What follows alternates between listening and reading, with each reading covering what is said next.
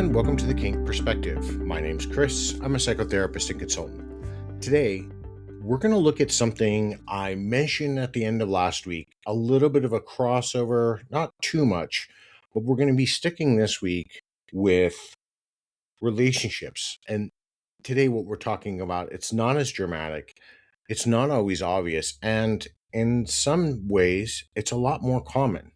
Now, most people don't choose partners for themselves that are the healthiest. They don't choose what's the deepest, right? People choose what fits in their life. Now, before I go any further today, as I do always, week in, week out, I want to thank all of you that continue to listen, tune in, share the show, reach out with your ideas, your conversations. I read all of your messages and I'm really getting a lot of good feedback. There are a lot of, there are going to be some more shows coming up in the future based on some of the things you're asking me about. If you're new here, welcome. Glad you found your way in. If this show has been useful to you, do me a favor, consider following or rating the show. If you listen on Spotify and you're on the app, rate it 5 stars. That allows other people to find it. If you're on YouTube, like, subscribe, right? That way you'll know when the new episodes drop every week, right? And if you want to support the work that is done here directly, there is a link in the show's description. That support keeps all of these conversations going. All right, let's get back into this.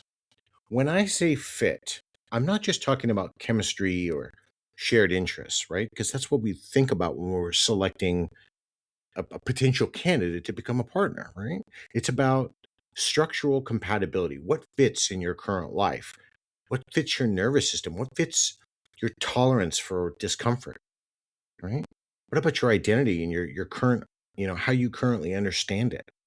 Fit doesn't require reorganization. It doesn't demand that you dismantle your routines or renegotiate your self-concept. It slides into an existing architecture of your life without asking a whole lot from you. And because of that, it often feels right. This shows up a lot in relationships and some of our kink dynamics. It shows up in our power exchange. It shows up in the kind of partners you gravitate towards and the roles you choose, and sometimes even those dynamics you're willing to sustain. Now, it even shows up in the conversations you avoid because pushing further would require you to change something structural. Choosing what fits is not stupidity, it's adaptation. But the question we're sitting with today is what fits you actually aligned with who you want to become? So first, I want to start here. What fit actually is, right? So let's slow this down a little bit and actually define what I mean by fit, because if we don't get this clear, the rest of this conversation is going to fall apart. So when I say fit, I'm not talking about destiny. I'm not talking about finding some sort of perfect chemistry here. I'm talking about compatibility with your current structure. Fit is what your nervous system recognizes quickly. Shoulders can relax, your breathing is steady, right? There's no internal alarm going off. You don't have to gear up. You don't even have to brace, right? It just is familiar, and familiar is efficient. Fit also means minimal disruption. You don't have to rearrange your schedule or your identity, your friends, or even your self-concept. The person or the dynamic slides into your existing life without knocking any type of internal emotional furniture over. It works with your routines, your habits, and the version of you that already exists. And this is huge, right? There's no large reorganization that's needed or required. And that's the big one. If something requires you to rethink how you communicate or show up or regulate or prioritize things in your life, it's not a fit. That's friction.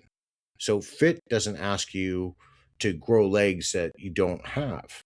It asks you to keep walking the road that you're already on. It's social compatibility. Your friends don't raise an eyebrow. Your community gets it, right? And it doesn't require a whole lot of long, drawn out explanations. It makes sense, especially in the circles you move in. It's financially manageable. Logistically, it's simple. It doesn't stretch your bandwidth at all, and you're not burning the candle from both ends just to maintain it. And guess what? Emotionally, it's tolerable. But notice what I didn't say.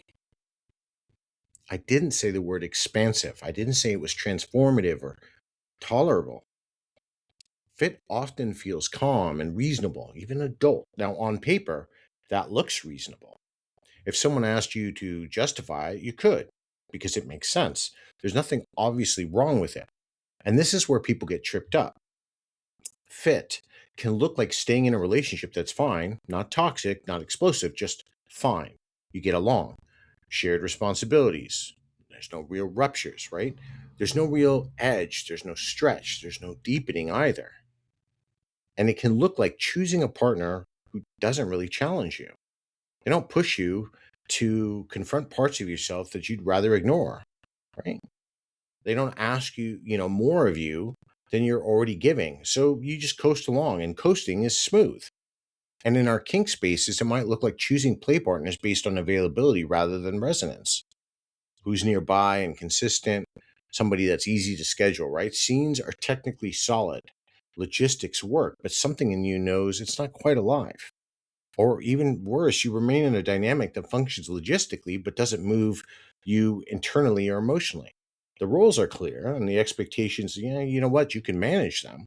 So you have a stable container, but you're not expanding inside. You're just maintaining it. Fit reduces friction. And that's not nothing. Friction is uncomfortable. Friction exposes weakness, right? Friction forces a renegotiation. Now, depth, on the other hand, increases friction. Depth asks more questions of us. It requires us to be vulnerable, right? You can't rehearse that. It can disrupt who you are. It may confront you, you may be required to confront patterns you've kept tucked away. Depth doesn't just slide into your life, it rearranges it. And most people, if we're going to be honest here, optimize friction reduction, right? We conserve energy, we protect what we've built, we tell ourselves we're being practical. And sometimes we actually are. But here's the truth: fit keeps things running. It keeps the train on the tracks. If the lights are on, it keeps the peace. What it doesn't automatically do is make the structure stronger. It doesn't guarantee vitality. It doesn't promise any expansion. And that's the distinction we're going to carry going forward. Fit feels safe because it doesn't rock the boat. Depth? Well, depth might rock it a little.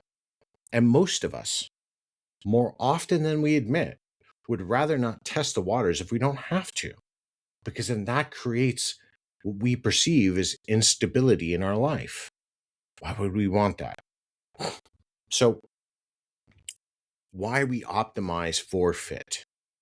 All right, this is where we're going to look at why we keep optimizing for fit in the first place. Because if depth is available, if alignment is possible, why don't we just choose it?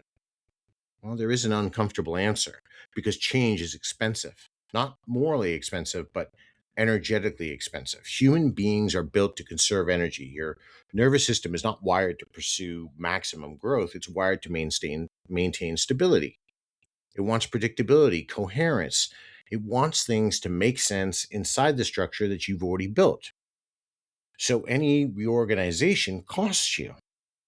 So if you choose something deeper, something that's aligned with what you want, it requires dismantling parts of your current life, not always dramatically, but sometimes even subtly. But that cost is real. You might have to rethink how you're going to communicate, confront patterns you've normalized, or renegotiate roles in a relationship. You might even have to disappoint people from time to time. You may have to even tolerate temporary instability while the new structure forms. And none of these things that I've just mentioned are small. They're big, and they cause shifts for us. And most adults have built lives around coping strategies that worked well enough. You learned how to manage conflict a certain way. You learned how much vulnerability feels safe. You learned how much intensity you can tolerate. So you built routines around those thresholds. And then you stabilized around them. We don't talk enough about how much identity is wrapped up in that stabilization. Your sense of self is tied to how you function. If something requires you to operate differently, it doesn't just feel inconvenient, it feels threatening, right? If you have always been low maintenance, depth may require you to speak up more. If you've been the strong one, alignment may require you to soften. And if you've been equated with stability, with control somehow in your mind, growth may require you to release some of that. That's not just some small tweak here. We're not just cutting, a little bit of grass. That's the shift in who you think you are. So people optimize for what maintains that equilibrium. Good enough becomes a strategy, not because they don't want more, not because they lack desire, but because good enough keeps the lights on, keeps the relationships intact, it keeps the routine predictable. And more so, it keeps the nervous system within a tolerable range. And tolerable matters. If something pushes you outside your tolerance too quickly, your system resists, right? You might shut down, you might get irritable, anxious, defensive, you might even start crying. You start questioning whether the new thing is actually healthy or just disruptive. And then you tell yourself maybe you're asking for too much, that you're overthinking. So maybe steady and functional is what adulthood is supposed to look like. But there's emotion underneath all of this. Choosing fit often comes with relief, right? You're going to tell yourself, this is going to work. It won't require any upheaval in your life. It's not going to force any hard conversations, right?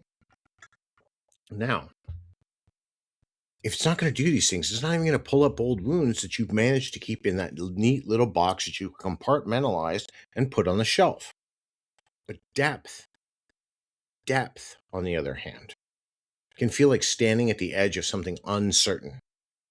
But we have to remember that just because uncertain is new doesn't equal unsafe, right? It might require you to admit that you've outgrown parts of your old life. It might require you to grieve versions of yourself that were built around survival rather than alignment. That's heavy, right? That's some of the stuff that we deal with every day in life. So what happens? People adapt. And adaptation is not weakness, it's intelligent. It's elegant. It's what allowed you to build stability in the first place. You figured out what you could handle. You created a life that fits those limits. But here's the distinction that matters. Adaptation is not the same as alignment. Adaptation tells you, this keeps me steady. But alignment asks you, is this actually who I want to be? And those are different questions. One protects the structure you have. The other risks restructuring it. So when you understand that, you start to see why fit wins out more often than not. Not because people are shallow and not because they're afraid of, depth in some sort of weird cartoonish way, but because depth threatens the equilibrium, threatens that ecosystem we've built up, right? An equilibrium, that ecosystem that we have, it feels safe. So even if it's quietly smaller than what you're capable of holding, right? We'd rather stay there. But this is the quiet cost. When fit becomes the primary metric, the cost is really dramatic. That's what makes it so difficult to see for all of us. Nothing explodes and there's no cheating. There's no storms out there, right? There's no betrayal, no crisis, nothing that's forcing some sort of reckoning. So on the surface, everything looks fine and it's functional. We're being an adult or responsible. And that's exactly where the erosion hides. When you consistently choose what fits, you often trade away depth without realizing it. Conversations start out thin. You talk about schedules and plans and logistics. You stop asking the questions that unsettle the little things, right? You stop pressing the edges of each other. It's easier to keep the peace than to risk any friction. So then desire can flatten out the same way. It doesn't disappear. It just levels out, becomes predictable, scheduled, manageable, right? Sex Thursday night, 9:00. Awesome, right? Play session Friday, 10 p.m. local dungeon.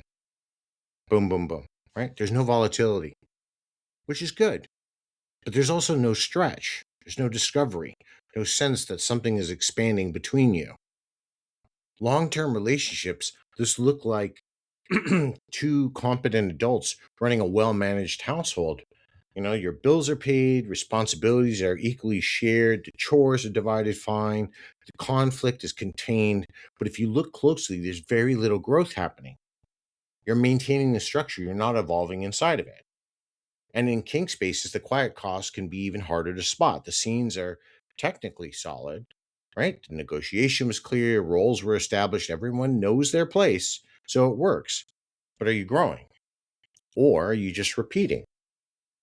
Now, fit and kink might mean that choosing partners who are available and consistent and safe in a familiar way. There's nothing wrong with that at all. But if you're never, feel stretched or never challenged emotionally or psychologically, you may be maintaining a dynamic rather than deepening it.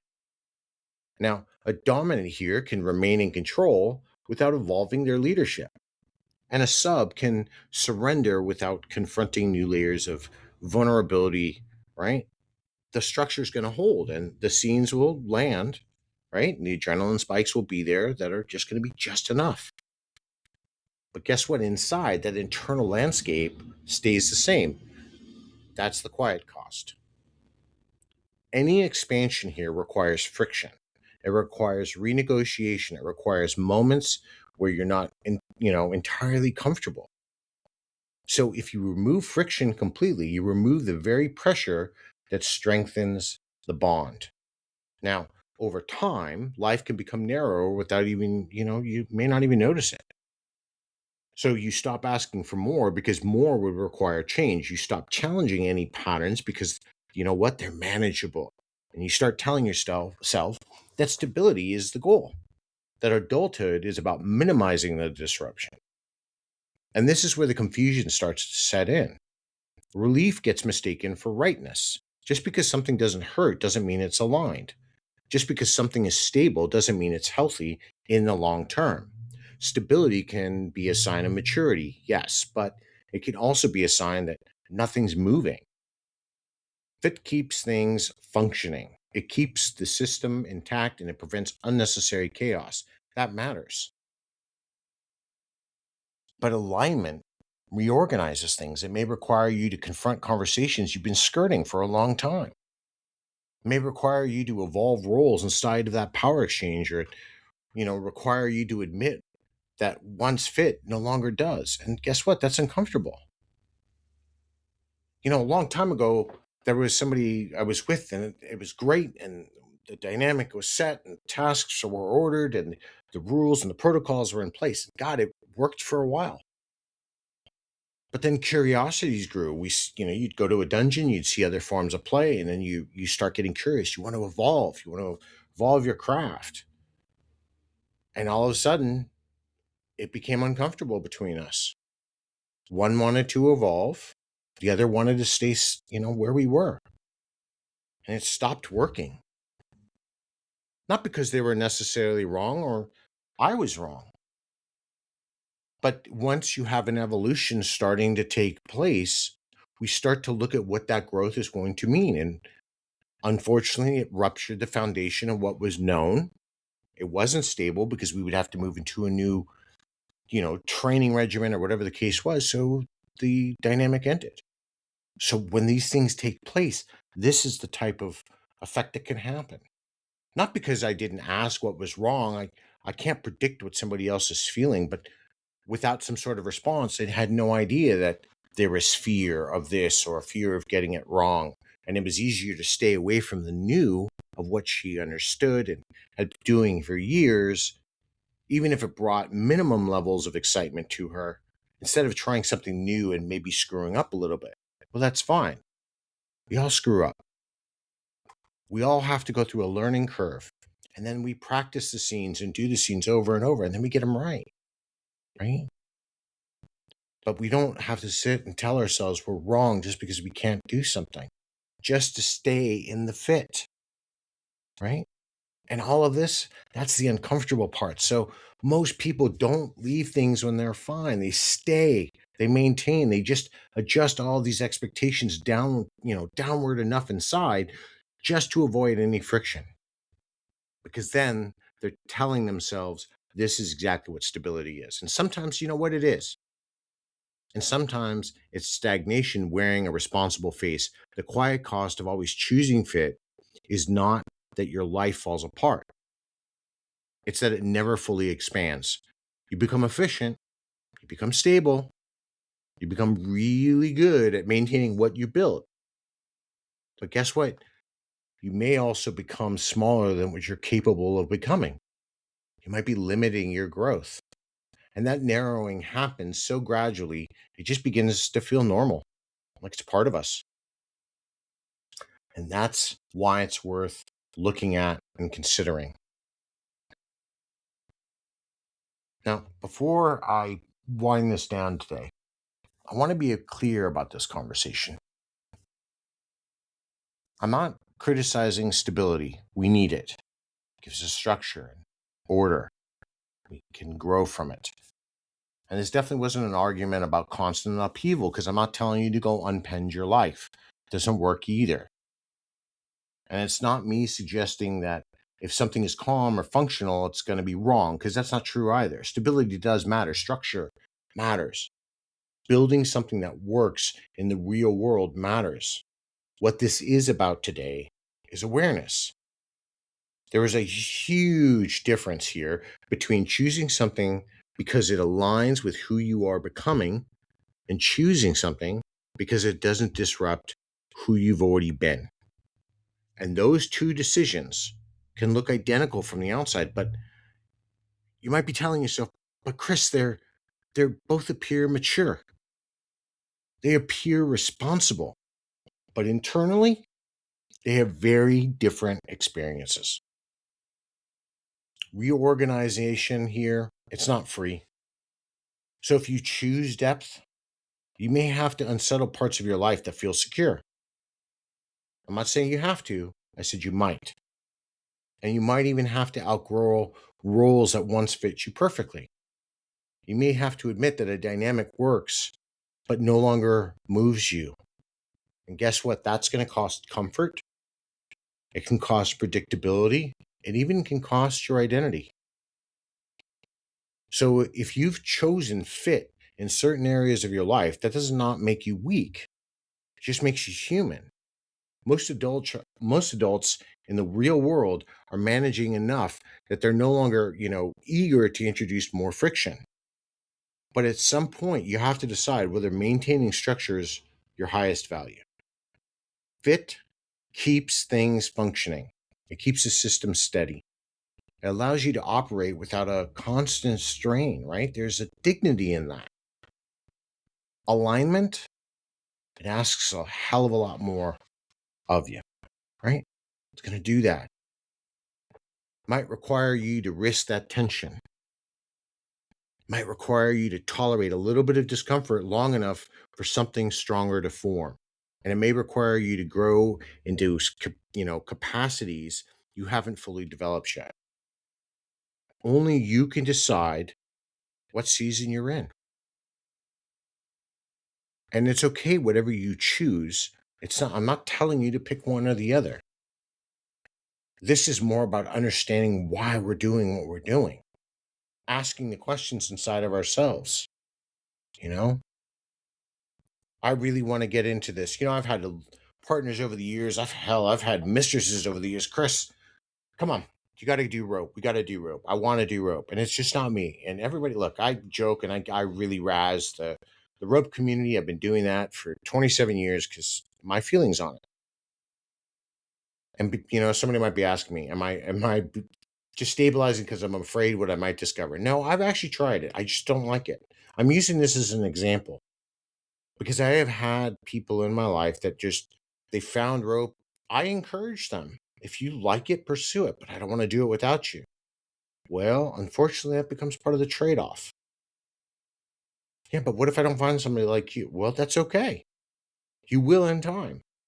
And the couple of people that have gone through my life have found wonderful other dynamics. I wasn't upset about it, but I wasn't going to be the one to stand in their way and crush their depth and their pursuit of it because I just wanted them to stay stable with me, regardless of what we were doing in our dynamic, right? We need to understand these things. Don't limit yourself. That's maybe a good way to look at some of this, right? Now, as I do every week, here is the question I want you to reflect and sit with. Where in your life are you choosing what fits, and what would you have to change if you chose what truly aligns? Not what feels intense, not what looks impressive, what aligns. I'm not asking you to blow anything up. I'm not asking you to torpedo your life. I'm asking you to notice. Notice whether you are maintaining something because it works or because it challenges you to become larger than you are today. That's the difference. I know it's a little bit heavy, right? But we need this. We need to reflect. I told you this year was going to be a little bit more confronting. I'm doing it. I'm trying to deliver that to you all. So, a couple of other things. I put up a poll. The poll's been pretty interesting. About a week or two ago, I just got done reorganizing. Every year, I reorganize and reevaluate and review how I'm doing my men's group. I run, for those of you who don't know, I run a men's only group. Some years it's hit or miss. I get a lot, I get a little, whatever the case may be. I have standards of, or limits of how much I can take. However, I got this email and somebody asked me if I'd ever considered doing something for women. Quite honestly, the answer was no, not because I'm not capable. It's just I hadn't ever really considered it. So I sat and I put a poll up and placed it up on my social media.